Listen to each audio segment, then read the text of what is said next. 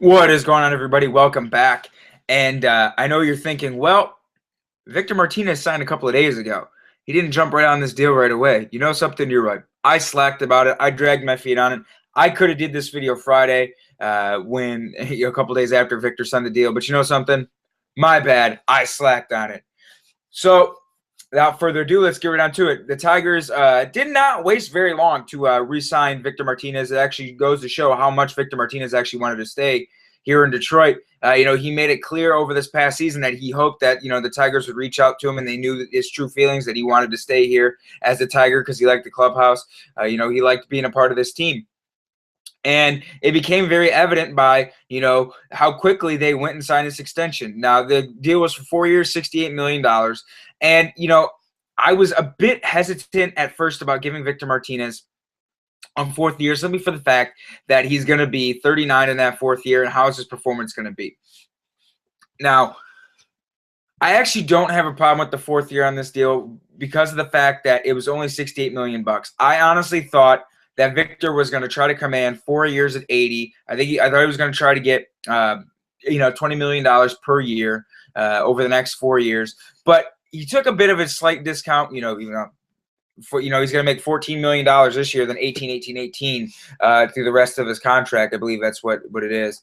Let me make sure, double check that. Yeah, 14, then 18, 18, 18 to end up the contract. I don't have as much issue with this because of the fact that it's 4 years, 60. He actually took a bit of a discount. With him hitting 32 home runs this year, him having the highest OPS in the big leagues, him leading the AL and on base, hitting 335. The man has had a couple of really good seasons with the Tigers. I mean, you can look at his 2011 season. I mean, hitting over 300 is nothing new for Victor Martinez. He's a career 300 hitter from both sides of the plate. His 2011 season, or his 2012 season, I want to make sure. His 2011 season, the man hit 330 and had a 380 on base percentage. He comes back and hits 301. But you look at the second half of that 2012 season or the 2013 season, the man hit 360 something, and in the second half, his on base was well over 400. So I mean, you're talking about a guy that's always gotten on base. He only had 42 strikeouts this year. He had 32 home runs of 42 strikeouts. He had 10 more strikeouts than he had home runs. I mean, and he hit over 300 with two strikes on him. I mean, this man is an outstanding hitter. He knows how to put the ball in play. He knows how to walk. He knows how to get on base. And so I'm not worried about his ability as a hitter and to get on base. What I'm worried about is he flashed his 32 home run pop. And I think it was a season where, for most of the season, he had more home runs than strikeouts. And I don't think we're ever going to see that again with Victor Martinez hitting 32 home runs. The most he ever had in a season before that was 25. I think he's more the guy that hit 12 home runs his first year, hit 14 home runs his second year of the contract because 2012 was a wash with the knee injury. So I think he's more of that. But for this contract to be successful, I think, he's got to still come out. He's still got to be the guy that, he's got to get on base a lot. He's still got to hit. But I don't think he's ever going to have hit for the power. But I am ecstatic to see him back. Now, I know I made in my my video that, the Tigers potentially might have wanted to think about moving on with Victor Martinez and thinking about rebuilding their team. You built through the draft because you have a comp pick for Victor. You'd have a comp pick for Scherzer. You'd want to think about doing that. But, obviously David Dombrowski Company had other things in mind, and I'm not going to complain about what they, re-signing him because it's absolutely a necessity. I mean, Victor Martinez was the MVP of the squad last year. You don't have Victor Martinez. I mean, Cabrera had a down year to his standards, even though he was outstanding. JD was a great find. But you had a lot of other guys. Your bottom half of your order was blah. You didn't get a lot of production out of shortstop. You didn't get a lot of production out of third base because Castellanos was, so wishy-washy, and then you went through a good amount of center fielders after you traded Austin Jackson. And Austin Jackson was up and down all year, with offensive till he got traded. And then Torrey Hunter was up and down a lot with his offense, even though he still managed it over 300.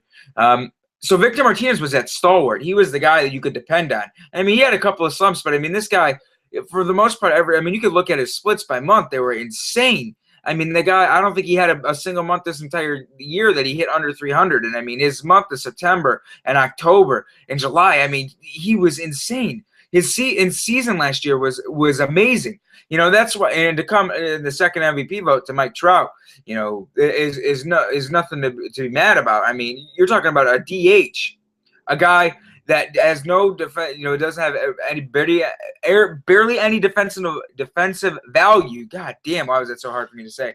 Come out. And, you know, and the MVP voters look at that. You know, that's why a lot of DHs don't ever win the MVP, because they don't play a defensive position, or very often, because I know V-Mart played some first this year. I think he played 31 games at first. But, you know, for him to finish second MVP as a DH with only your stick carrying you, I mean, man, it just goes to show you how good he was. And his OPS and his on base. It was just an insane season. So to bring him back, and like I said, I thought he was going to get 4 years at $80 million. I thought it was going to be the number. I thought he wanted to make $20 million per over the next. But it goes to show you how much he actually wanted to come back to Detroit, how much he wanted to be on the Tigers, how much he loves the clubhouse, how much he loves being here, to take 4 years at 68. And I was actually hoping for like 4 years 65, 4 years 62, somewhere in that realm. And for 4 years 68, I'm not going to complain at that whatsoever. You keep V-Mart, you keep your most valuable bat in the middle, you know, to protect Cabrera. You know, you hope JD Martinez comes out and has another year like he had last year, you know, he hit over 30 home runs between the minors and majors. I mean, he was outstanding, JD Martinez, for most of the year. So it was a good deal, and I'm glad to see him back. Like I said, I was a little bit apprehensive at first to giving Victor that 4th year, but if that's what it takes, you know, for him to take a bit of a discount, for, you know, he's going to finish his career, and you know what kind of skills he brings. You know he's going to get on base a lot. You know he's going to walk a lot. You know he isn't going to strike out hardly at all. You know you're going to have that skill set for the next 4 years. That age as well. It's not like you got like, you know, an age like you. It's not like they just signed Adam Dunn to that huge deal. You know, back when Victor Martinez was a free agent the first time and the Tigers re-upped him, Adam Dunn and him are free agents at the same time. And I was like, man, that would be cool if the Tigers got Adam Dunn. You know, DH him, you know, coming over from the NL, have a big power source. But look what happened. Dunn had a couple of really, really bad. He only had one decent year in Chicago, and he had a bunch of really bad years because his skill set didn't age well. You know, he was nothing but a power hitter, you know, struck out a boatload. And I mean, he could get on base at a good clip, but it was home run or nothing.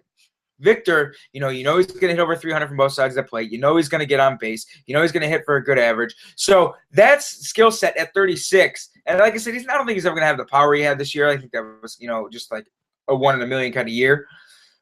But that kind of skill set to have going forward is outstanding, because we saw Torrey Hunter at 38 had a great year. And then this past year, it wasn't as good as the year before, but he's still over 300. He still showed good power. You know, he had over 15 home runs both seasons. He had over 80 RBIs both seasons. You know, hit over 300 both seasons. His on base wasn't as good. He struck out a bit more this year than he did last year. But, you know, you still saw a veteran bat that, you know, had the ability to hit, you know, and could put the ball in play. You know, like I said, with Victor's skill set as he ages, that's an outstanding skill set to possess, because he's just nothing but a pure hitter. You know, he doesn't rely on any one aspect of his life because of his hands, because of his ability not to strike out, or his ability to get on base. So, that, like I said, it's an outstanding skill set to have, which makes me think, you know, this contract isn't going to be that bad, even though he's going to be 39 at the end of it. You know, we saw what Hunter did, you know, at 39 years old. You know, if Victor can do anything like that, what Hunter did towards the end of those last 2 years of the deal, I'd be fine. You know, if you get, you know, say the last 2 years of his deal, he hits 310, gets on base at a 360 clip, you know, slugs like 450, you know, has 12 home runs, 85 RBIs. That right there is worth the money. You know, and you know he's going to get on base. You know he's going to walk. You know he's not going to strike out a lot. It's an outstanding skill set to have as you age, because you don't lose that kind of stuff. Yeah, the power won't be there as much, but fine, whatever. You know, as long as you got the eye, you got the hands, the ability to get on base, I'm fine with the deal. So let's move on from the V-Mart deal. Obviously, you could tell I like it. The Tigers made another move that same day. They traded Devon Travis, who was their #1 prospect in their farm system, for Anthony Gose. Now, this move, at first I was like, should I like it or hate it?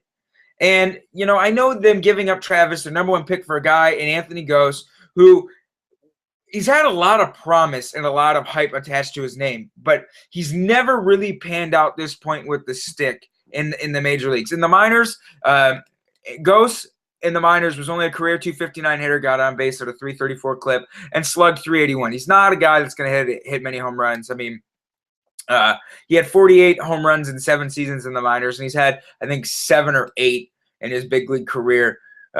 He's got 5 in his big league career. I mean, he's got actually one of them was a grand slam. I was watching some Anthony Gose highlights to get a little bit more of a view on him. I've only watched him from afar. I've only saw a couple of games. Now, here's what I do know from Anthony Gose. Anthony Gose is like the equivalent of Jose Iglesias at shortstop. He is an absolutely outstanding outfielder. The man is a legit defensive outfielder. He can play any position in the outfield. I saw him play right. I saw him play left. I saw him play center. He can play anywhere, and he's got a cannon for an arm. The man can throw the ball. But the only question is his ability to put bat on ball. And so far in 3 years, he's only put up a 234, 301, 332 slash, which is not good whatsoever. He struck out quite a bit. Last year, he had 2 home runs, 13 RBIs, 15 stolen bases, and he struck out 74 times, only 25 walks. So his eye isn't that good. He's susceptible to striking out. But he does have some great tools, and I can see why.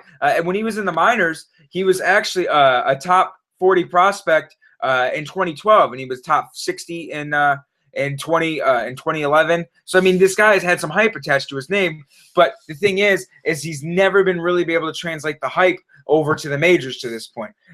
He's actually had he's really fast too. He had a couple of 70 stolen base seasons in the minors too in his career. So the guy can do some damage on the bases, but the thing is you can't steal first base. So and he's had a really hard time getting on because he hasn't been that good with the stick. Now, is he the answer to center field? Who knows? Dave Dombrowski said that he does think that Anthony Gose has potential to be an everyday starting center fielder for this team. But how many of these guys can you put out there solely for defense? Because you're going to have Iglesias next year. Him and Kinsler up the middle are going to be actually absolutely outstanding. Who knows if Avila gets dealt or not? There's rumors flying around that he might get dealt. The Tigers are willing to listen to offers for him. But Avila is an outstanding defensive catcher as well. So you'd have Gose, Kinsler, and Avila up the middle, and that's where you want to be the most sound defensively, anyways. At the middle, you'd have a bunch of great defenders up the middle, yeah. But how many guys can you solely put out there for defense? If you're going to have Iglesias is going to hit no more than 240, 250, but, he's going to provide elite level defense. Kinsler, if he can, repeat what he did last year, that's fine. He's no worry. But, he just can't do anything with the stick anymore. His on-base percentage wasn't even as good as it normally was. He only had a 327 on base this year, which is a little bit below league average because I believe league average is 331. But, Gose, his highest average he's hit for so far as a big leaguer is 259, and that was back in 2013, and that was only in 52 games. So, I mean, a real limited sample size. Can you run him out there for potentially 155 games and deal with this offense that that he's going to give you, very minimal offense, So that remains to be seen, or are they going to try to platoon him? He gives you a left-handed bat that replaces Dirks. That's a better outfielding option than Dirks. And do you platoon him with Rajai in center field? Let Gose face righties and let Davis face lefties. Both guys give you speed. Gose is going to give you a better arm and better defense. But my biggest question is can you rely on Gose for 162 games with the bat he's going to give you when you already got a guy like who's a defensive specialist and Jose Iglesias in your lineup? Can you deal with 2 guys strictly being in there for defense and the bottom half of your lineup? Can you deal with it in the offense? How bad is it going to affect them? Now, personally, I think Gose is more of a platoon bat. You let him face righties. You use him in pitch-hit situations. You platoon him with Rajai Davis because you saw what Rajai Davis did this year in a platoon setting, even though he got quite a bit of starts towards the end down there after they traded Jackson. But, Rajai Davis was great this year. For what he was, a platoon bat, and he could play multiple outfield positions, not very well. He's not that great of an outfielder, but he can play multiple positions. So I think you put with him and Rajai Davis, I think that's a better option because I just don't trust Gose as a guy that's going to be able to hit enough to be a guy that's going to face lefties and righties.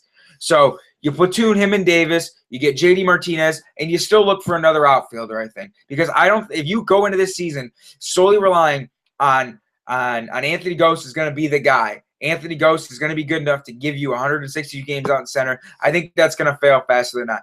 I think maybe you look into letting Tyler Collins out there a little bit because Torrey Hunter's not getting brought back. Dave Dombrowski already, contacted Larry Reynolds, Torrey Hunter's agent. He thanked Torrey Hunter for everything that he did for the Tigers. Thank you for your 2 years, but he just doesn't feel like he's a fit, and he isn't a fit at this point. They need to move on. But that's the lucky thing about the Tigers. They got a lot of guys in their minor league system, that are outfielders. Tyler Collins and Stephen Moya are two. They could potentially entertain the thought of using next year up in the big leagues. The only thing with those two guys is Tyler Collins, he looked pretty good, and so does Stephen Moya. But I don't think that someone like Stephen Moya, who's only saw Double-A, would be ready to come up and jump up and face MLB pitching when the man struck out like 170 times last year in Double-A. I mean, I know how many bombs he had. I know he hit over 300, but he struck out over 170 times in Double-A. You're telling me a guy that strikes out that much, I mean, I know the power, but you're telling me a guy that strikes out that much is on base with over 30 home runs but still only 301. You're telling me a guy in Double-A who did that is going to come up to the big leagues, be an everyday starting right fielder, and is going to be effective? I don't think so. And who knows what Tyler Collins is going to do. I mean, Tyler Collins has saw some time in AAA, but, could he be an effective everyday option out in right field? So, Gose, if the Tigers go into the season where they go, JD, Gose, and Rajay are going to be our starting three outfielders, I think you're in some trouble because I don't think Gose's stick is good enough for him to be an everyday bat. And you saw what happens when Rajay Davis faces too many right-handers. The man cannot hit them to save his life whatsoever. I mean, he was lucky early in the season, but those splits really came back down to earth fast. So if you have those three guys out in the outfield, I mean, you got a huge question. Now, defensively, Gose is going to get everything, in the center. So you don't got to worry about that anymore. With Ezekiel Carrera and Rajay Davis splitting time out in center and Don Kelly, I mean, Ezekiel Carrera was diving for everything. Yeah, I mean, he had that one catch against Derek Jeter in the Bronx, which was outstanding. He was probably one of the catch of the year, I think, for the Tigers as a defensive team. But after that, I mean, you had that catch, where the game in Minnesota against the Twins where Joe Nathan blew that save. He dives and the ball's 8 feet in front of him. I mean, the guy was always laying out. And that was one thing, always used to annoy people about Austin Jackson because he'd never lay out. That's why he would never lay out, because Ezekiel Carrera is a guy who always would lay out, and he would come up missing big, and in a single would cost you a triple, So that's why he never laid out. But I just don't think that they could, people, if Dave Dombrowski views Anthony Gose as an everyday option in center field, I just think you're in some trouble. I still think you need to use him as a platoon bat. I think what Gose and Davis would bring is what they were trying to get out of Davis and Dirks this year, lefty-righty combo. But I still think they got to go out and get another outfielder. I just don't think you can rely on those three because you don't know what JD is going to do next year. I think he's going to be good again because that guy really retooled his swing. His plate discipline was a lot better. He was consistent. He never really had any real lulls this year. I mean, he had a couple down spurts, but he was pretty damn consistent throughout the entire time he was up. I mean, he showed good pop. He's always had good extra base power in any system he's ever been in, any part of minor league system. And this year he put it all together. And I think that's going to translate over next year as well.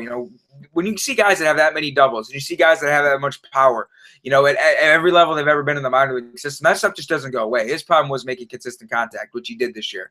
So, I think he's going to be fine, but I just don't think you can trust Davis and Gose out there. I think those are your two guys that you got to platoon, and you need to go out and get another outfielder to replace Torrey Hunter because I don't see this outfield being able to be effective with those three guys out there.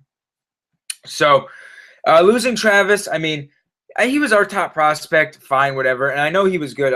Travis this year, what level was he in? Double-A. He hit 298, 358, 460 slash, 10 homers, 52 RBIs, 20 doubles, 7 triples. I mean, he was pretty touted, but the Tigers farm system is so weak. A number one prospect in our system is like a number 10 through 15 in a lot of other systems because let's face it, the Tigers farm system isn't that good. So I don't really see the loss of Travis as a huge, huge loss, but what we got to do is we got to hope that Gose comes up next year. He can hit 250. He can get on base at about a 315, 320 clip. Steal about 30 bags and play Gold Glove caliber center field. If he can do that, it's fine. But I don't expect that out of him, and I think they need to get another outfielder. So, love the V-Mart sign. You had to give him that 4th year. But fine, whatever. He did sign at a bit of this kind of price. He signed cheaper than I thought he would. You get back an absolutely crucial bat to your offense. A guy that, like I said, is going to age well with his skill set, with his eyes, his hands, his ability to get on base, his ability not to strike out. I like that. I'm all for that. You trade Travis to get Gose. Dave Dombrowski said potentially everyday center fielder, potentially whatever. I don't view him like that at all. I think he's more platoon. Torrey Hunter's gone. He's not coming back.